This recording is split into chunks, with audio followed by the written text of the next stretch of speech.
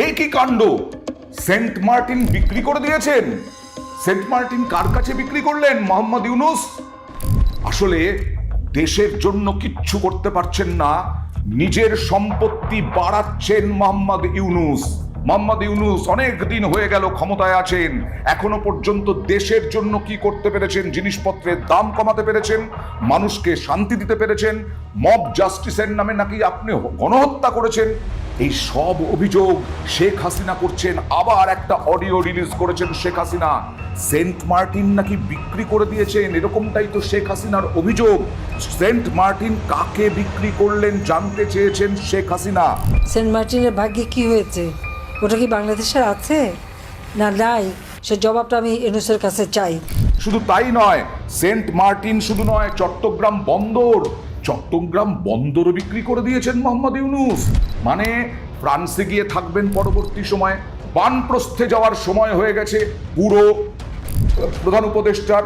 আর সেই মোহাম্মদ ইউনূস এখন ভারতের দিকে আবার তোপ দাগছেন, নিজের দেশের জন্য কিছু না করতে পেরে নিজের দেশকে ডুবিয়ে এখন পরাজিত শক্তি আর বিদেশি ষড়যন্ত্রের সিঁদুরে মেঘ দেখছেন।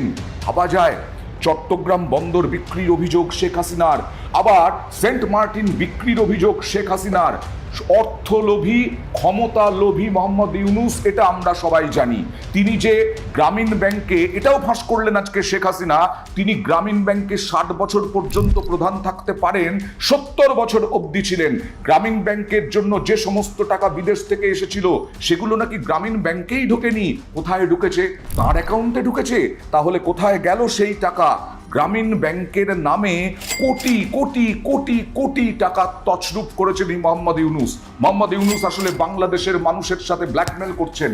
কালকে বলেছিলেন না পদত্যাগ করবেন, আজকে এই ঘন্টা চারেক আগে উপদেষ্টা মণ্ডলীর বৈঠক হলো, সেখান থেকে বেরিয়ে এসে পরিকল্পনা উপদেষ্টা জানাচ্ছেন উনি পদত্যাগ করব বলেননি। আরে বিরাট ডিগবাজি তো মোহাম্মদ ইউনূসের। পদত্যাগ করবেন নাকি কখনো? যিনি ক্ষমতালোভী, অর্থলোভী, সিংহাসন লোভী, একটাই শুধু টার্গেট, বাংলাদেশ থেকে করে খাবো, ফ্রান্সে গিয়ে থাকবো, আরাম আয়েশ করব, আরো যদি 100 বছর পর্যন্ত বাঁচি। তাই মোহাম্মদ ইউনূসের পদত্যাগ করার কোনো ইচ্ছে থাকতে পারে না। আসলে সবটাই ছিল সহানুভূতি জোগানোর জন্য নাটক। জামাতের চাপ, বিশেষ করে বিএনপির রাজনৈতিক চাপ ভোটের জন্য, সেইখান থেকে তিনি বিএনপি এবং জামাতের সঙ্গে বৈঠক করতে চান। বিএনপিকে কি বোঝাবেন? ডিসেম্বরের মধ্যে ভোটটা করবেন, সংস্কার করবেন বলেছিলেন, সংস্কার তো আর হলো না এখনো পর্যন্ত। বিএনপির সঙ্গে বোঝাপড়া কি করতে পারবেন আদৌ? বিএনপি কি মানবে দিনের পর দিন আপনার ক্ষমতায় থাকা? আর দেখুন আজকে দেশকে ডোবাচ্ছেন, বাংলাদেশের মানুষ বুঝতে পারছেন না। বিশেষ করে ইউনূসের এখন বিভিন্ন ইউনূসের মগজ ধোলাইতে চলছে, তো মগজ ধোলাই বেশি দিন চলতে পারে না, মগজ ধোলাই বেশি লোকের কাছেও যেতে পারে না। শুধু সন্ত্রাসের জন্য আজকে বহু মানুষ চুপ করে আছেন, আপনাদের কথার উপরে কথা বলছেন না। আজকে উপদেষ্টা মণ্ডলীর বৈঠক ছিল, এক তো ডিগবাজি খেলেন মোহাম্মদ ইউনূস, 360 ডিগ্রি ঘুরে গেলেন, পদত্যাগ করবেন বলেননি, তিনি প্রধান উপদেষ্টার সঙ্গে আছেন বলেছেন। আর কি বললেন? পরাজিত শক্তি আর বিদেশি ষড়যন্ত্র যদি সরকারের ওপর আরোপিত দায়িত্ব পালনকে অসম্ভব করে তোলে, তবে সরকার সব কারণ জনসমক্ষে উত্থাপন করে পরবর্তী সিদ্ধান্ত গ্রহণ করবে। একদিকে পিঠ বাঁচানোর চেষ্টা, আর একদিকে এসকেপ রুট, দুটোই কিন্তু রেখে দিলেন মোহাম্মদ ইউনূস।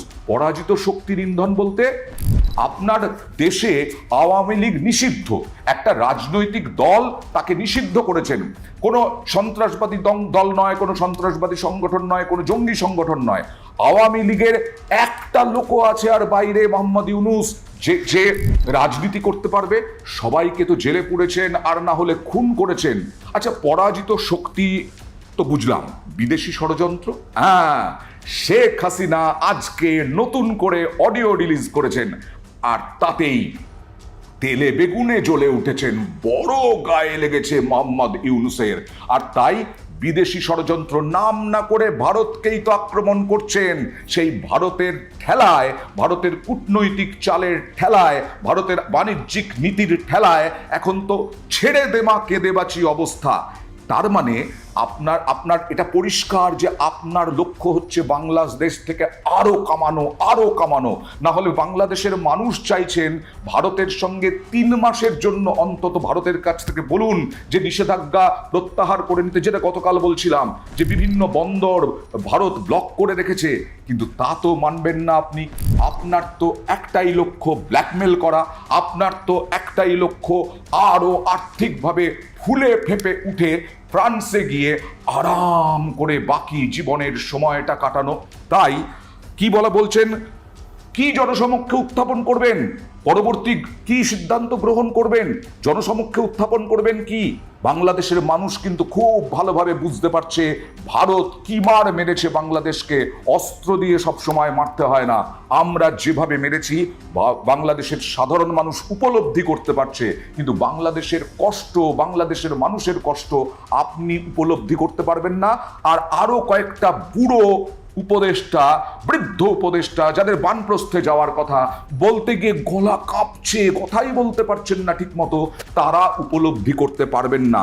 তারা বলছেন স্বতঃপ্রণোদিতভাবে আমরা বসিনি, আমাদেরকে বসানো হয়েছে এবং যে লক্ষ্যে বসানো হয়েছে সেই লক্ষ্যে আমরা স্থির, এবং সেই লক্ষ্য না পূরণ করে আমরা কখনো গদি ছাড়বো না। এই গদির মোহই বুড়োদের একেবারে শেষ করে দিচ্ছে।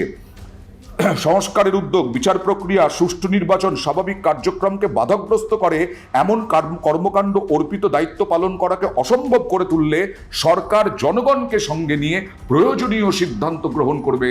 কেন দাদু, জনগণকে নিয়ে কেন? সাধারণ মানুষকে জড়াচ্ছেন কেন? বিএনপি, জামাত, এদেরকে বোঝাতে পারছেন কি? জামাতের তো সংগঠন গুছিয়ে উঠতে পারেনি এখনো, জামাতকে ছেড়ে দিন। বিএনপিকে কি বোঝাতে পারবেন? আওয়ামী লীগ নেত্রী শেখ হাসিনা হ্যাঁ ভারতে আছেন, ভারতে আশ্রয় আছেন, ভারত আশ্রয় দিয়েছে, ভারতকে আবার আপনি ছোট করে দেখছেন, আন্ডার এস্টিমেট করছেন। বাংলাদেশের মানুষের উপলব্ধি করুন তাদের সমস্যা, আর তা যদি না করতে পারেন বাংলাদেশের মানুষই আপনাকে তাড়াবে। তখন আপনাকে ওই রকম ভাবেই দেশ ছাড়তে হবে, আর না হলে গ্রেফতারির মুখে পড়তে হবে, আর না হলে পরে আপনার জীবন শেষ অনিবার্য।